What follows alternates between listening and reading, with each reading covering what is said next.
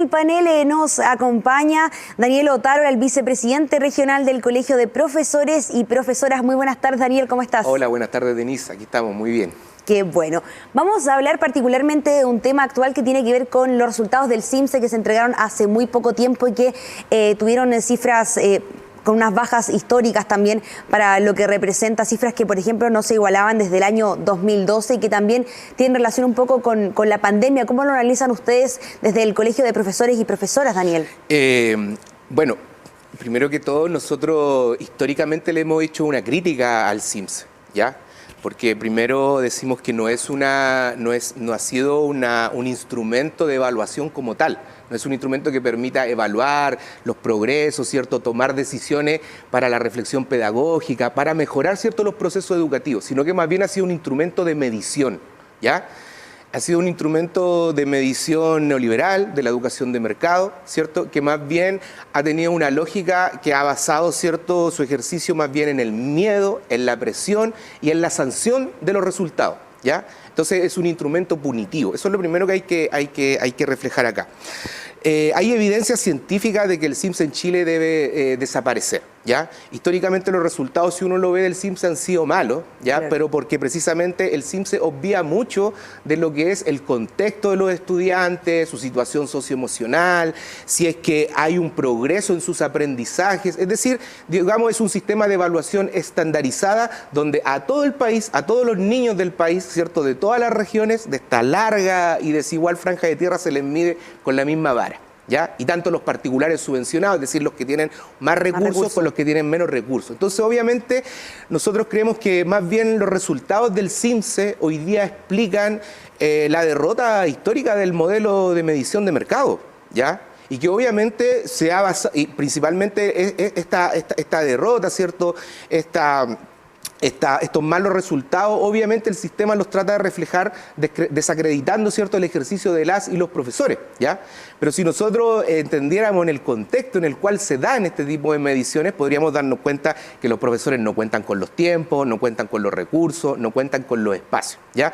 Entonces, primero que nada, el resultado, yo creo que evidencia hoy día el CIMSE, no es algo nuevo, sino que más bien refleja el abandono histórico que ha tenido el Ministerio de Educación con la educación pública. Lo mismo que pasó para la pandemia. No es que la educación haya entrado en crisis por la pandemia, ¿cierto?, sino más bien la pandemia reflejó que la educación no estaba preparada para enfrentar la pandemia, por lo tanto demostró los pies de barro de esta educación.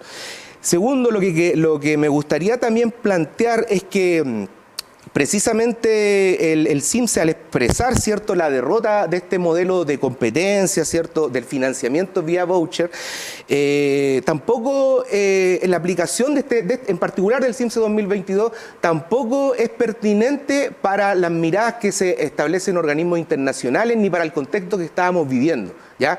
Según la UNICEF, según el Banco Mundial, ¿cierto?,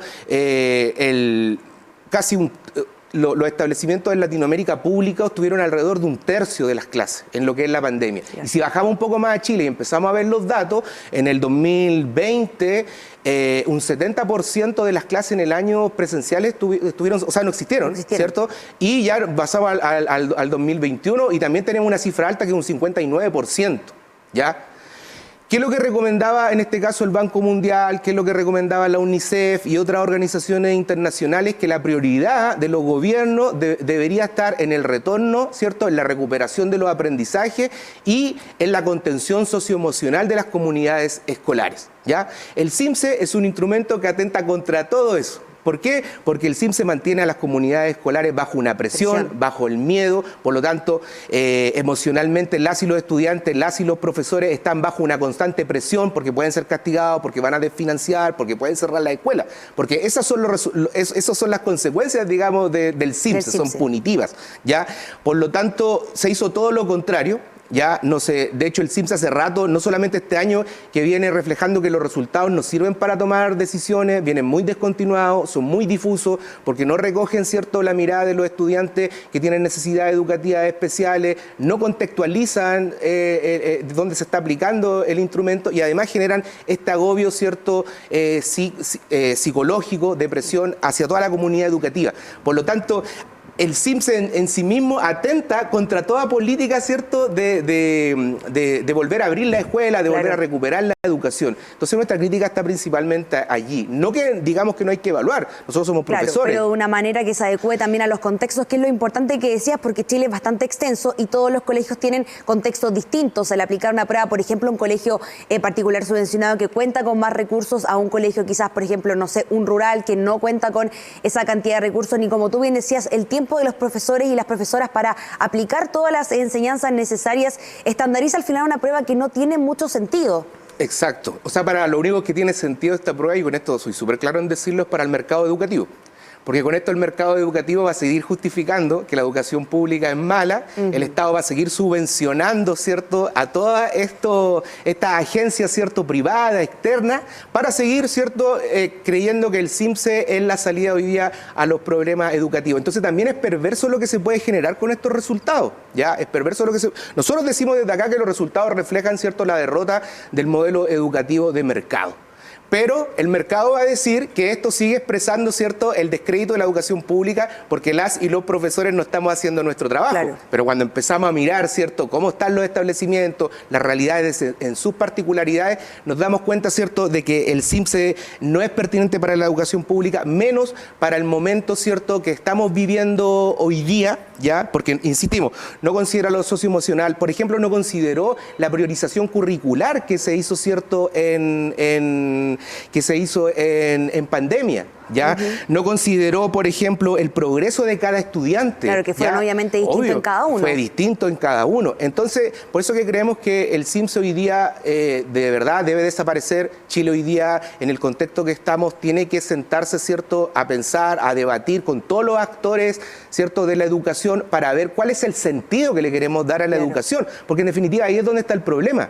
¿Cuál es el sentido, ¿cierto?, que le queremos dar a la educación? El sentido para la vida, un sentido pertinente, para que los chiquillos y las chiquillas de verdad puedan transformar su realidad, o vamos a seguir, ¿cierto?, con un sistema de medición que en definitiva no mide los aprendizajes, sino que mide la competencia y los resultados del mercado en la educación. Daniel, por ejemplo, independiente de lo que haya arrojado el CIMSE, entendemos que durante los meses de pandemia, como tú bien decías, en 2020 el 70% de las clases no fue presencial como comúnmente estábamos acostumbrados, y eso obviamente dejó vacíos en las y los estudiantes. ¿Cómo se puede recuperar paulatinamente esos aprendizajes que no se alcanzaron a desarrollar en esos años cuando nos dimos cuenta que la educación en Chile no estaba preparada para enfrentar una pandemia?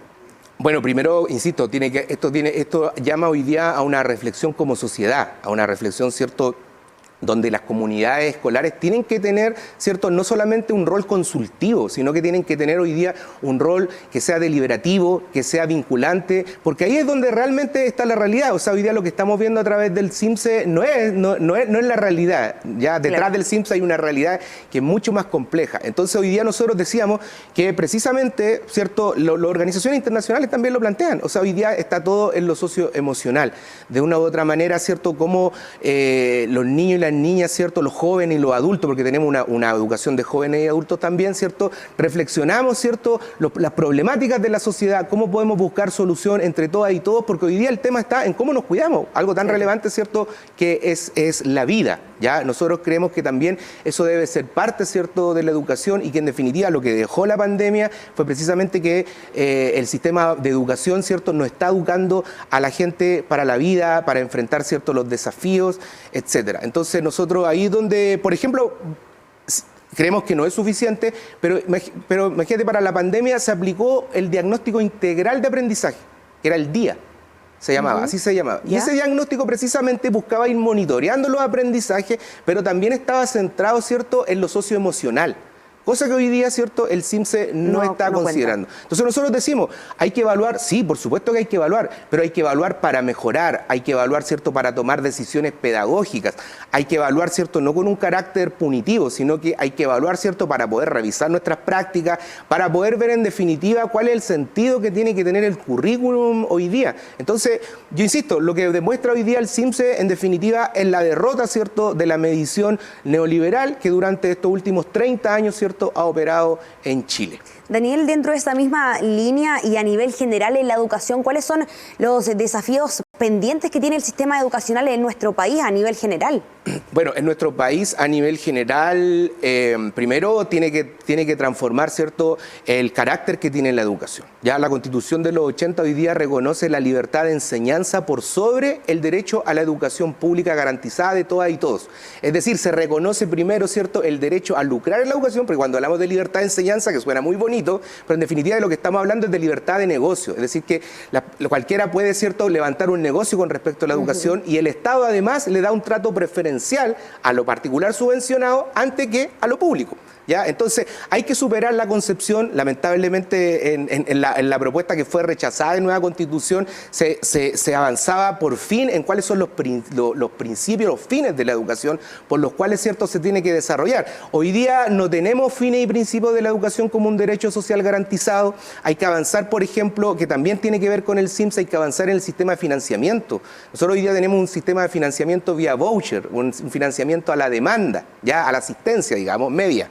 No es un financiamiento basal adecuado, ¿cierto?, a la pertinencia, a las necesidades que tienen los establecimientos, ¿cierto?, y a su sintonía de trabajo, a sus proyectos de mejoramiento educativa, etcétera. Entonces tiene que cambiar también el sistema de financiamiento. También tiene que cambiar la figura del sostenedor, ¿ya?, que es, por ejemplo, la educación municipal tiene su sostenedor, ¿cierto?, que en este caso es el alcalde o la alcaldesa, y la nueva educación pública, los servicios locales de educación que tenemos acá en Concepción, ¿cierto?, no han demostrado lo contrario, porque la figura del sostenedor, si bien ahora no es el alcalde, pero sigue siendo, ¿cierto?, una persona que tiene un alto grado de autonomía frente a las políticas del Ministerio de Educación. Entonces tenemos hoy día coexistiendo dos sistemas de administración en la educación, el municipal, en los servicios locales de educación, y ninguno de los dos han demostrado, ¿cierto?, mejorar la educación pública. ¿Y por qué no lo han mejorado? Porque han sido cambios cosméticos, reformistas, porque en definitiva la libertad de enseñanza está por sobre el derecho de educación,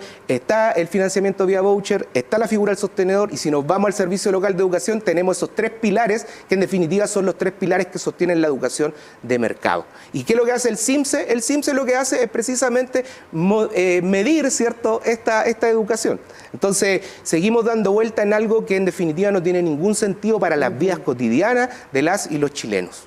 Perfecto, Daniel, te agradecemos por este espacio para responder también a las consultas, a una inquietud que también comparten las familias, los padres y apoderados de los niños que responden a esta prueba cada cierto tiempo y que, como tú bien decías, finalmente no representa un resultado cuantitativo de lo que pasa en la educación en nuestro país. Cualitativo. Cualitativo, bien digo, sí. Sí, por supuesto, no lo representa.